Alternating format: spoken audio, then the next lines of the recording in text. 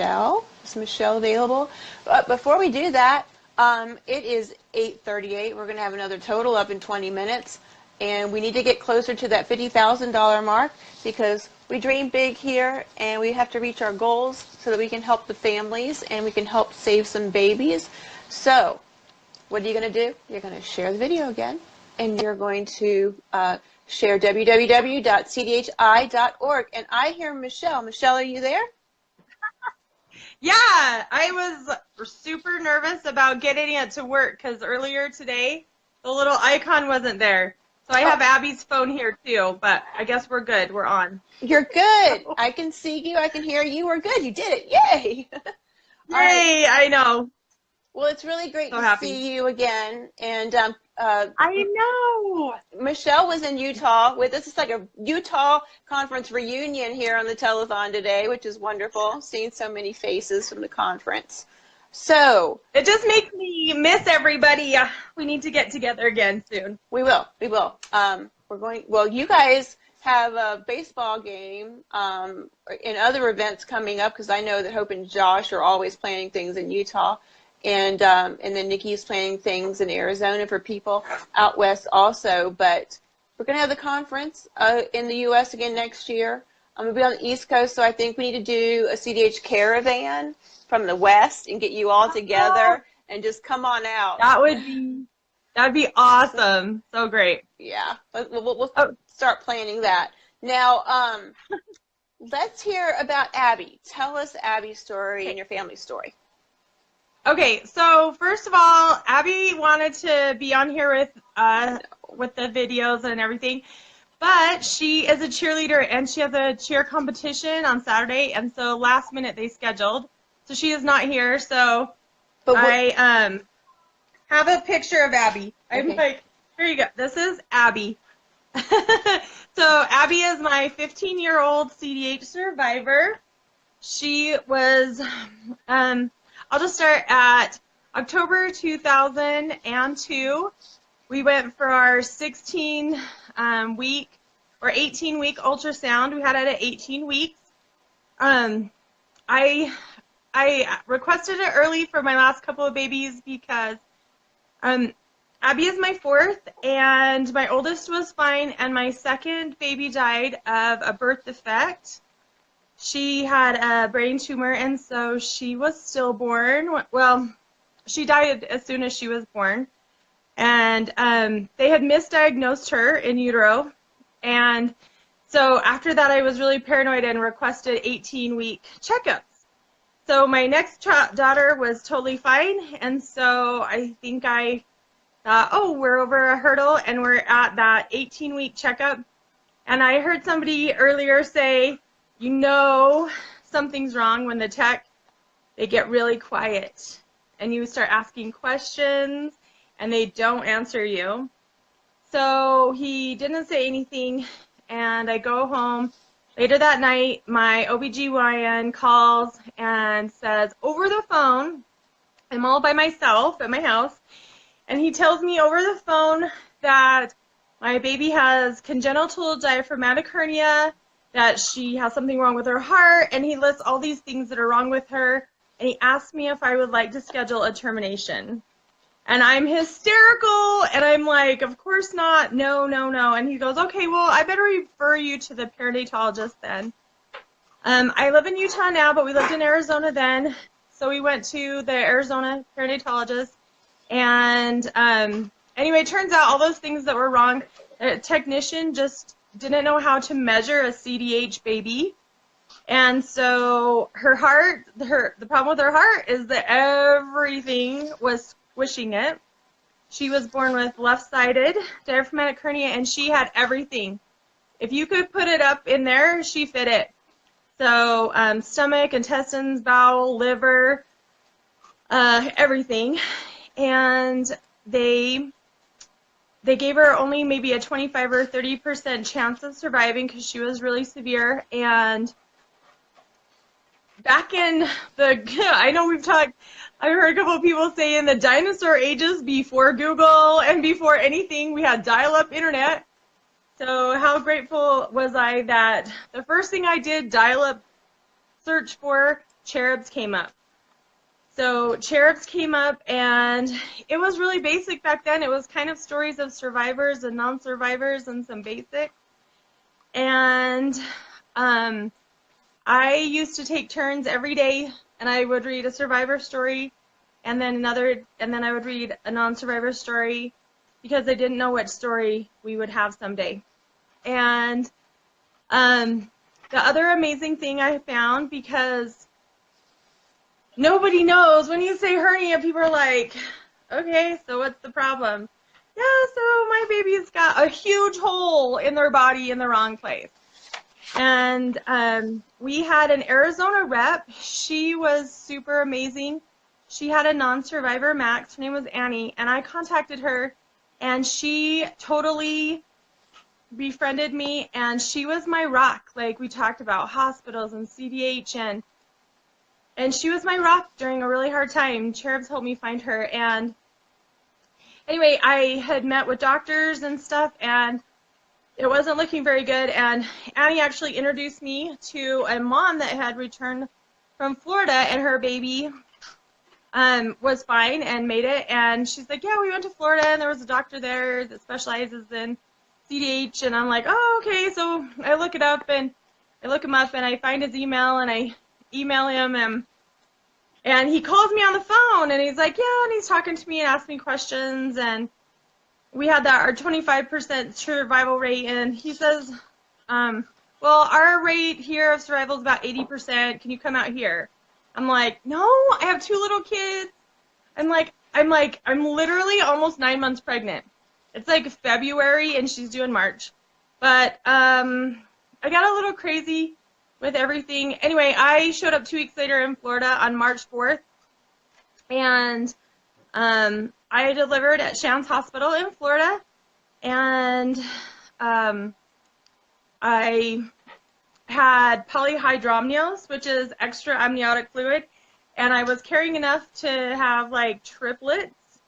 It was huge. And so when I went into labor and my water broke, Abby had a ton of complications from that.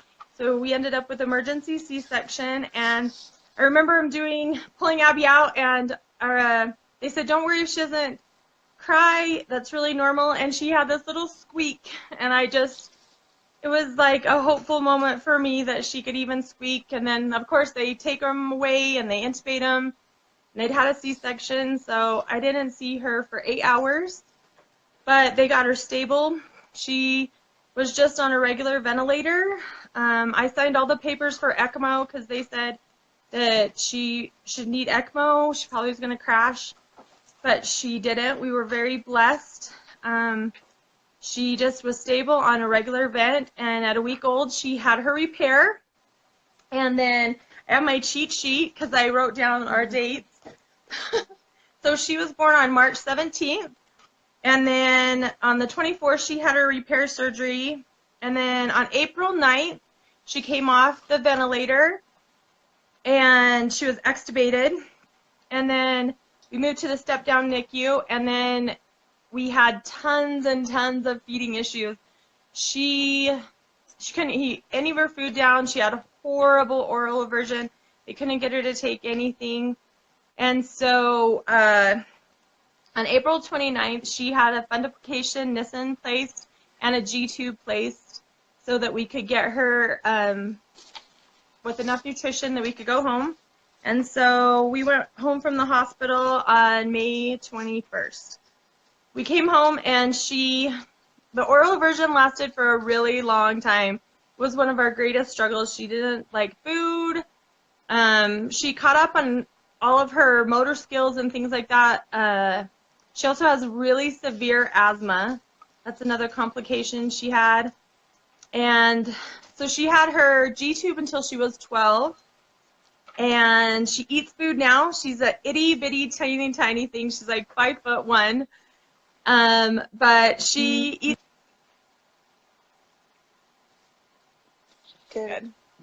Sorry, Abby was texting me. Oh, okay. So as long as you're still there. Yes, I'm here with Abby. Oh, good. Okay. She's like, we're not till 7. I'm like, sorry. Anyway, So we had tons of oral aversion, and then she quit growing. So we ended up having to do growth hormone treatments. And then when she was 9, her back started hurting, and we found out that she had scoliosis. So we wore a brace for a really long time. Last summer, Abby actually had scoliosis repair surgery. They did rods and pins and stuff. I have a picture. I don't know if this will show up good, but here's a picture of before and after. So we actually did that just a couple weeks before the conference, and Abby still came. She was a trooper. She was a real trooper. I know. trooper. We had her in her recliner chair at the conference, and she's like rock star. And then, so her scoliosis has been fixed, I guess, and then her G-tube, she had to have a surgery to have that fixed. Her asthma will be long-term. And then we found out we should do a CT scan because x-rays aren't very good. So sure enough, last August we had a CT scan and found out that she has a hiatal hernia. But the surgeon doesn't want to fix it because she is super duper high risk, and we're waiting it out. So otherwise, that's kind of our story and what complications she's had and stuff. You had quite a story, and I'm sorry, you have to excuse me for 1 minute. I have mascara in my eye for talking this long in this light, and it's burning. So I'm going to switch with Rachel, and she's going to interview you for a few minutes. Rachel, who you've already met in Utah, and I'll be right back. Yeah. Okay, sounds good. Hey, Rachel. Hey, Rachel. Good How are you? Again. Good to see you too. It's been a long time. So, you know, I can't quite hear everything when I'm over in my desk as well, you know, in real time. So whatever you were talking about, just kind of keep doing it. Well, I was just kind of going over some of her. I just kind of went over her story, what kind of struggles we've kind of had.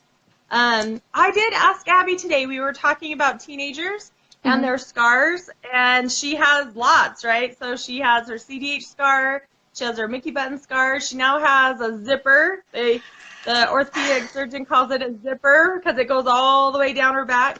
And I asked her if she was self-conscious about it, you know, and she said, no, if I was a boy, you could just put pictures up everywhere and show it because I know I've earned them. Oh, that's and really true.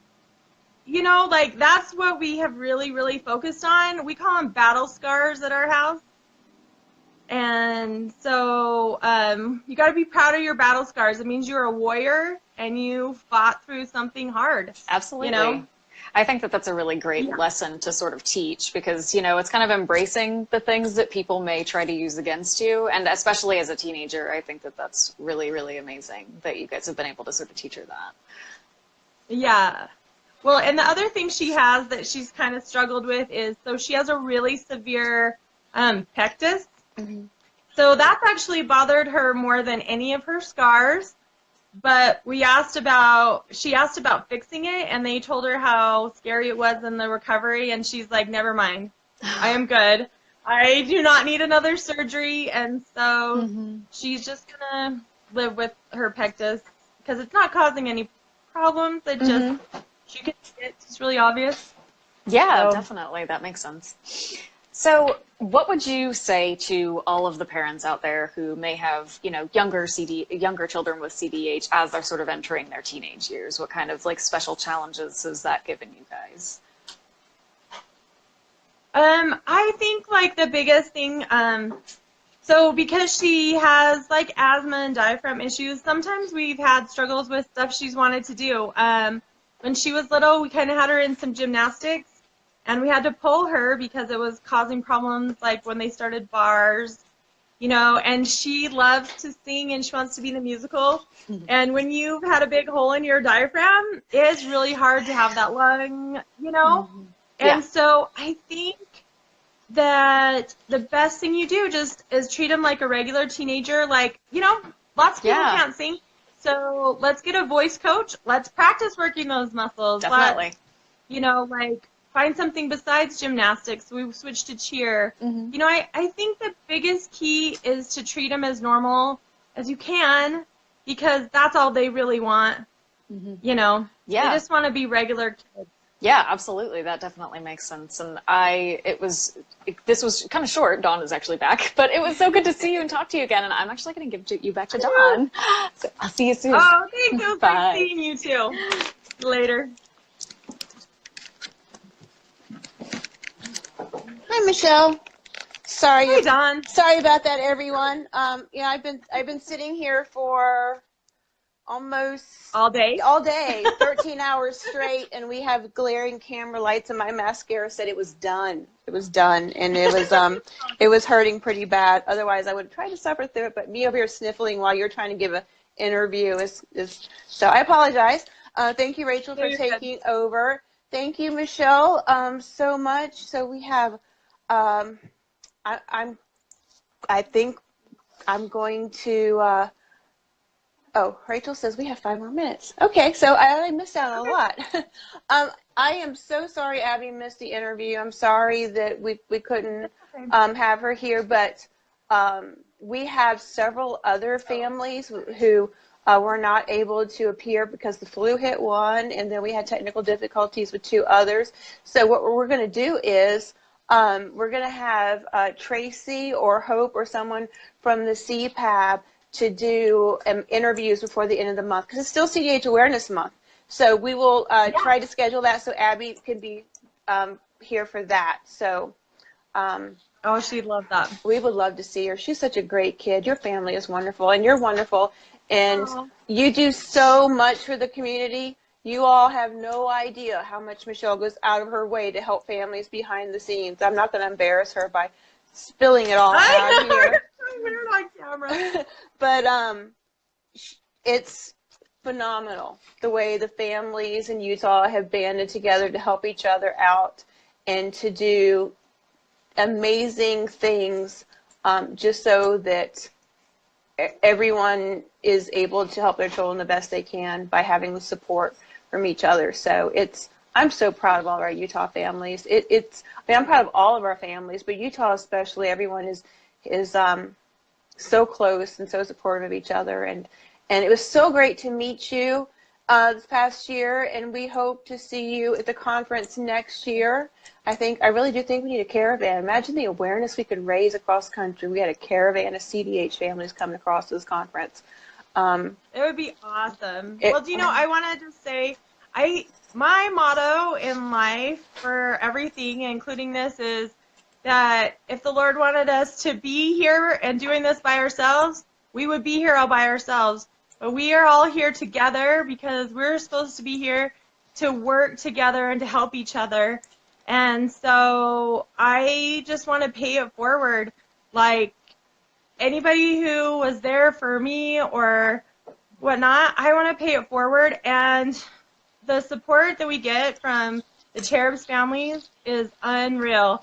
And it is a great big family, and I'm so appreciative. I love the Cherub family so much.